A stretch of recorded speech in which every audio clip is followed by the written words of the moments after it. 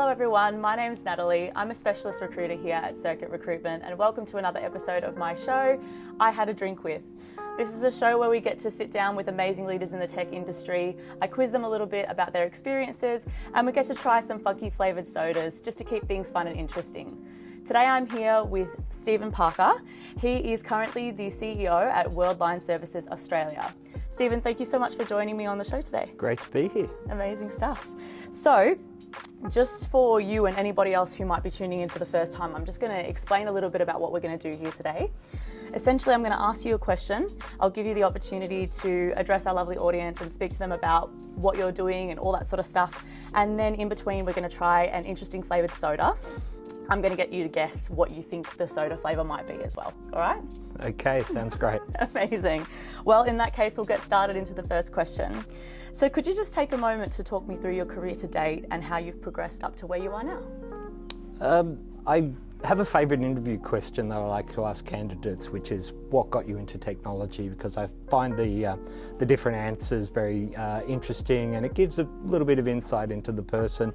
For me, when I was very young, well, not that young because computers weren't invented when I was very young, but about 12 years old I had a computer.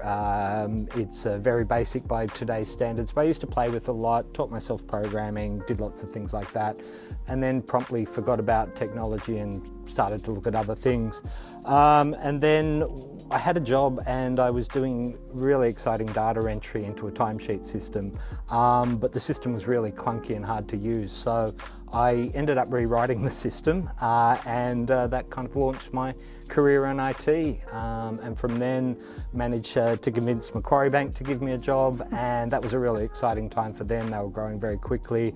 So soon I sort of built a team and ended up having about 50 people reporting to me, and so from a very early part of my career I was in people management, and it's kind of all snowballed from there. So that led to opportunities in other areas, in like stockbroking, working for water utilities, antivirus software.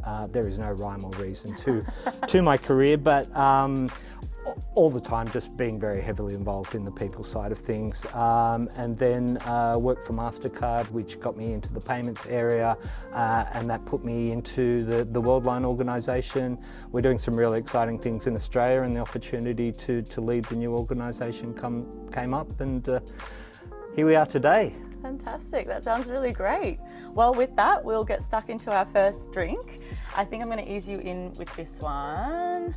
I'm going to have to double check what the actual flavour is because I think I've forgotten already, but cheers. Okay, cheers. I was going to watch you drink it first and see if it was promise okay. they're not poison. Okay.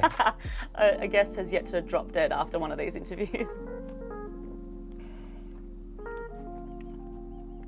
I mean, it just tastes like a pleasant soda to me. Like It does, yeah. It's almost like pineapple fairy floss, which I don't know if that's even a thing, but...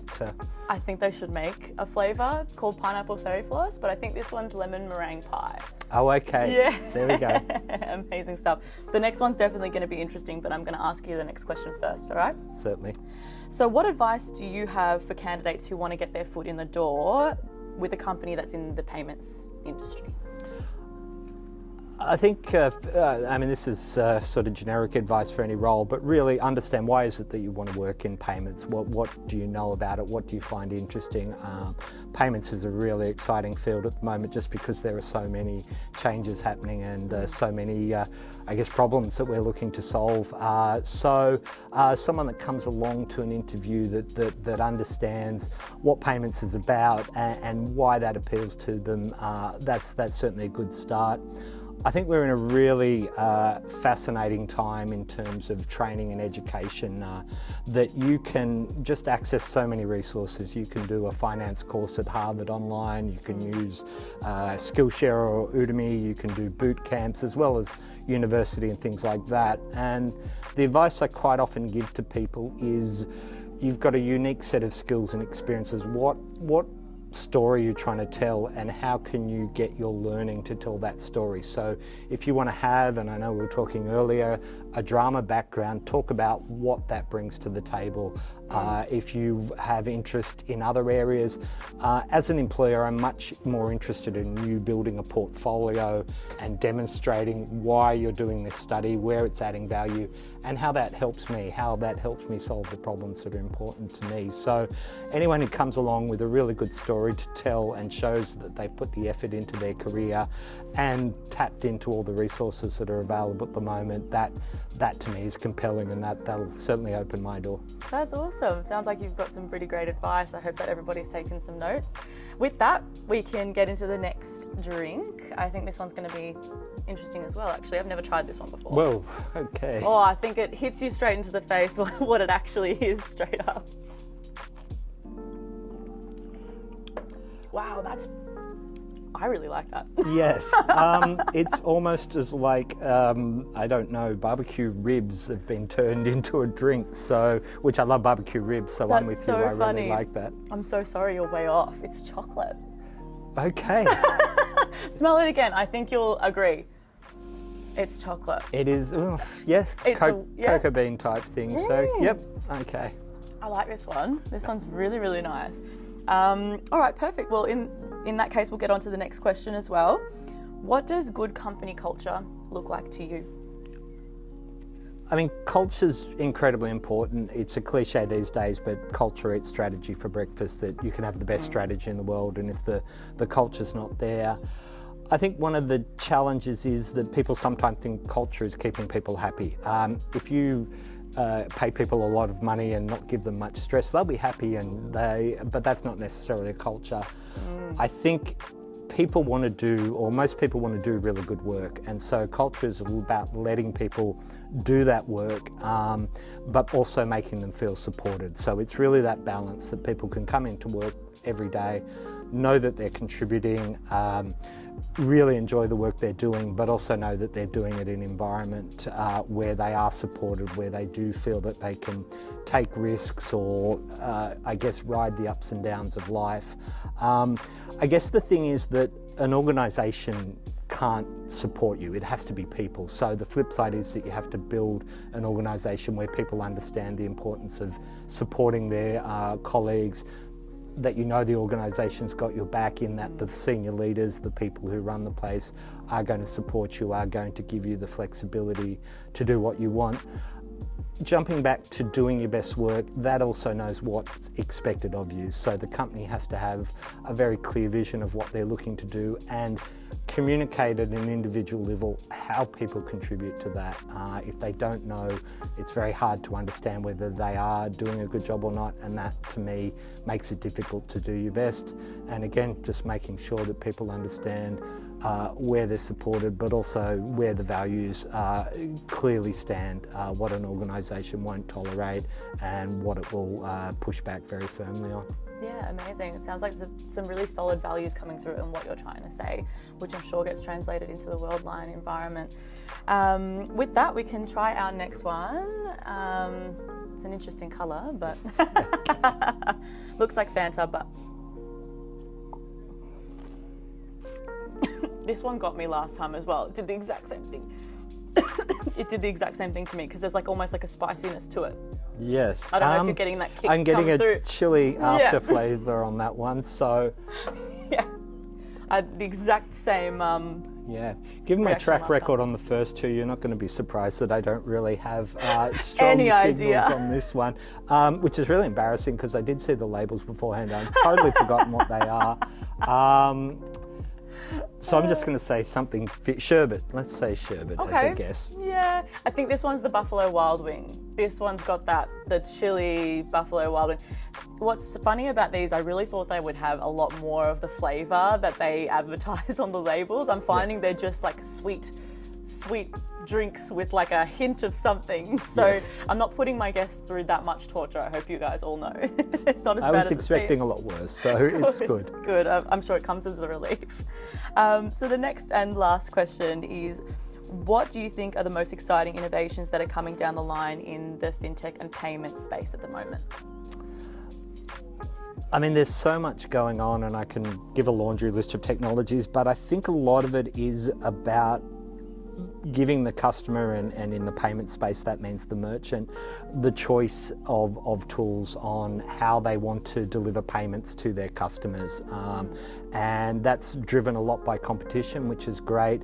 But if you look at it, the person selling hand-knitted beanies in the local market versus a major sort of supermarket chain, very different styles of organisation. But at the end of the day, they're just trying to get my money into your bank account and do that as safely, as quickly as possible. So a lot of it, I think, if you look at what's happening with some of breaking away from traditional payment devices, so things like using an Android as a terminal, there's a lot happening in that small form factor space that's very, very exciting. In the online space, you've got the ability to quickly have lots of different offerings, so new payment methods. It's sort of getting in the future, but as digital currencies and things like that start to become more stable and mainstream, you may see that become an option. How do you quickly as a merchant get into that space? On the flip side, fraud is a massive industry, massive issue in the finance and payments industry. And if you look at machine learning, that is one of the areas where it's really paying dividends at the moment. That by learning what a normal transaction looks like for a customer, you can quickly work out what potentially fraudulent transaction looks like. So I think, there's some great things happening there. A lot of the technologies that are coming down the pipeline, leveraging cloud to let vendors stand things up very, very quickly, onboarding, doing all of the regulatory requirements. There's so many opportunities for technology to assist with that, and certainly Worldline's doing a lot in all of these spaces. We've got, I was in Europe recently, visited our Technology Innovation Centre in Paris, and just some amazing things that they're doing there. The way they set that up is really around real world scenarios. So you go in there and there's a fake train carriage and a fake shop and things like that, but real world technologies that we're using in that space. As I was saying to you earlier on, I was in Europe for 4 weeks. Apart from a laundromat in Paris, I didn't use cash once. And really my phone was able to do just about 90% of everything I had to do to travel around. So mobility, AI, there's just some great technologies that a lot of organisations are tapping into and looking at how they can bring those together to deliver a lot of choice to the customer. Yeah, amazing. Sounds great. We will have our last sip now. I've saved the best to last. Well, we might as well cheers it. Indeed. I don't think this will be a hard one to guess. This will be a hard one to guess because I don't think it really tastes. I was like going to say, I don't to even know that I'll have a second sip of that one. So no, I will, just to be a sport. That one tastes like a strawberry chopper chop to me. Yep, strawberry or watermelon is what I'm getting. Yes, there, so it's supposed to be peanut butter jelly. And yet it's not. No, so, it's certainly not. Oh God, I'm this bad when I taste wine too. So Yeah, oh, me too. We're probably the worst people to be doing this. I don't know why I decided to make my show about drinks. I've got the worst palate in the world. I actually worked at a tea shop for 5 years and felt like a fraud the whole time because I had no idea what the notes in here were and there were. So anyway, that's a little bit of insight into my life. But well, I guess that takes us to the end of the video, the end of the interview. Stephen, thank you so much for joining me on this wonderful adventure today. I've really appreciated your time and had a really good time with you as well. Thank you. I've had a great time and I've had some drinks. Yeah, fantastic. Alrighty, well, if you'd like to connect with Stephen, I'm going to leave the profile to his LinkedIn linked in the description. Feel free to connect with him, and likewise, if you'd like to connect with me, I'll also be open to receiving connections and having chats about the market. I would absolutely love to get to know you a little bit better. But as usual, thank you so much for watching, and bye for now.